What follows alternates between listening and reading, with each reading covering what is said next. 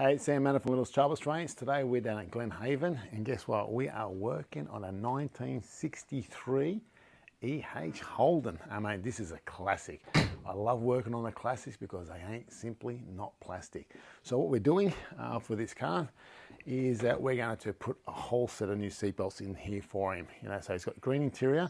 So we decided to go with a color kind of green Sash, they call it. So have a look at this, okay?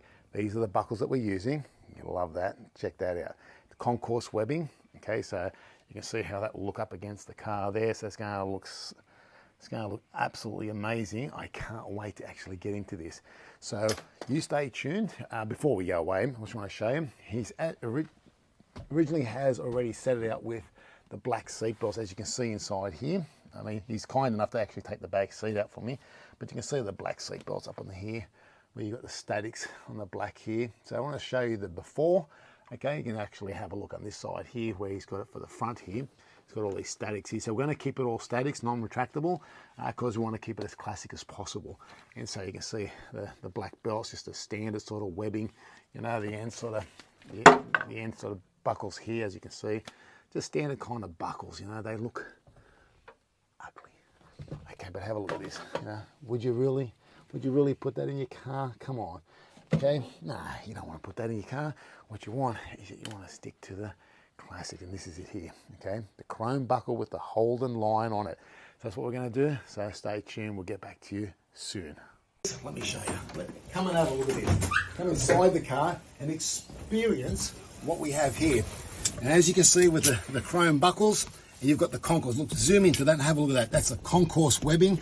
And look at these buckles. Have a look at that. I mean, seriously, that is what we call the classic chrome with the Holden line on it. I mean, beautiful. I mean, it just sets the car. I mean, it's like it's just come off the floor. That's just the show floor. What is it? The showroom, mate. Oh, the showroom. There we go. Got my words all mingled up there. Don't worry about it. Here we go. We've got the static Lapsash, keeping it as classic as possible. Once again, the static Lapsash over the shoulders. Okay, for the sides, the lap belts for the center.